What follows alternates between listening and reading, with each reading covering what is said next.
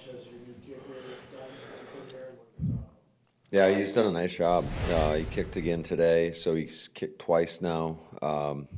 I just like his approach, his mentality, and, can't wait to see what happens in the game. So I know Andy asked you a few days ago if you might change your strategy. At what point do you have comfort? Is a few practices enough comfort to I don't think you truly know what you're going to do until you get into the situation. You might have a plan in regards to. I've never been involved in a football game where you haven't gone in with, hey, if we get to this yard line, we're going to kick a field goal. That's always the case, but certainly there's circumstances that dictate your decision making in terms of weather, score, just I'd say the complexion of the game.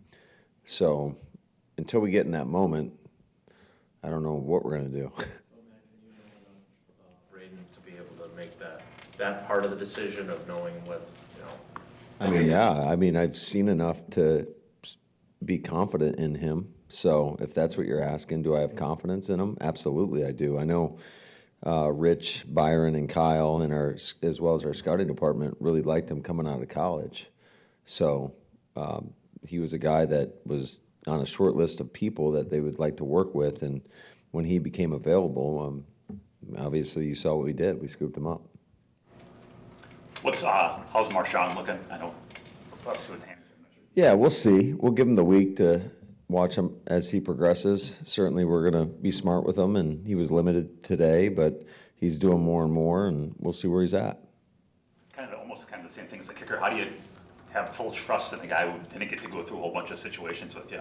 Or did it all the OTAs? Is that enough to some extent in this limited training camp? Yeah, I think as long as we're smart about what we're asking him to do, certainly we don't want to give him something that he's never done before. I think that's unfair to the player. I think you always got to, teach him, put him through it, and then have that confidence that he can go execute that in the game. So we will be smart with him, but we certainly won't give him anything that he's never done before. So is Willis able to take all your scout team stuff?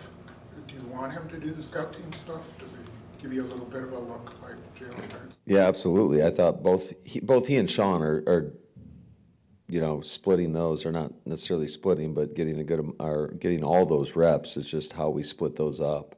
I think both those guys did a nice job today, and we'll see how it goes throughout the course of the week. I know they're both putting in extra work post-practice because typically, you give your starting quarterback the bulk of the reps. It's always hard being a backup, just not getting – your reps are the look team reps. Take the week to decide who's going to be the... Yes. Yep. But the goal, like I told all those guys, whether you're on the 53 or you're on the practice squad, your job is to prepare as you're the starter.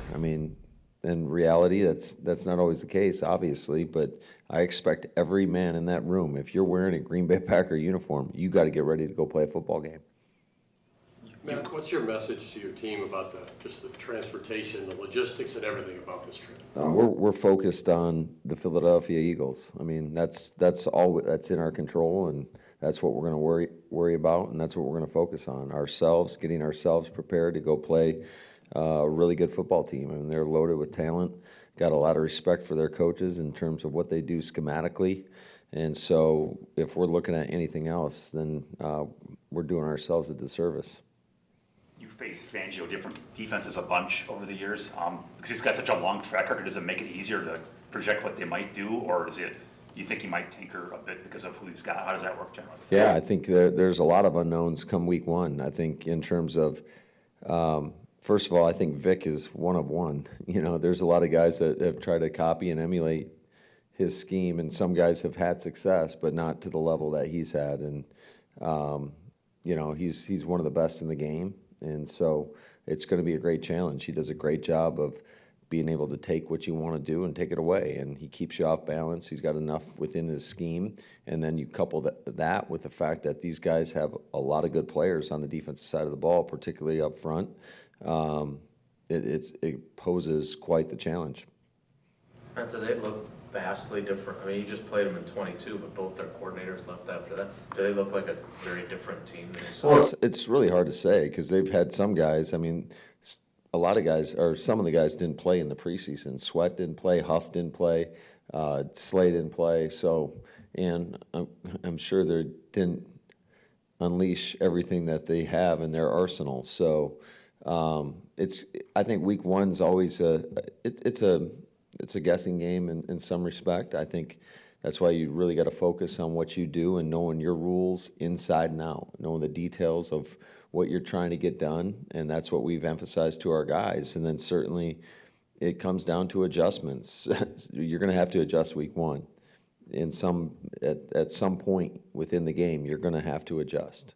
And whoever can typically do that better will probably win the game. You used the word unleashed. What about with your defense? What they play the starters played 8 snaps? You joked about Jeff's call sheet that one game being like three calls. How excited are you to see what that group is able to do in a game that actually counts? Yeah, I think I'm excited I think everybody's excited to see the start of the regular season. We always are. And certainly I know there's a lot of expectations, and we're not going to run from those. And all we can do is control the work that we put in on a daily basis. I think the attitude, the energy, and I thought we had a good solid practice. Was far from perfect, but you got to make the corrections and move on. And we're certainly excited for this game. How does Jordan Morgan look back on the practice field? He's doing a nice job. He's working hard, and we'll see. Matt, you've had some openers where you didn't have a healthy roster. I know you lost AJ and Tyler, but to have all 53 guys plus the practice squad practicing, what does that do for you going into a season? Yeah, I think this is one of the healthiest we've ever been here. So that's a credit to everybody in this building. Obviously, credit to the players for working hard, and I think just from a medical staff, obviously, and a training staff, I think everybody's done a nice job. You fired up for those in-game interviews? I don't know what you're talking about. In the grand scheme of things, Jordan had already started. It's going to be very short answers. I can promise you that. Might be. Yes. Yes. Yes.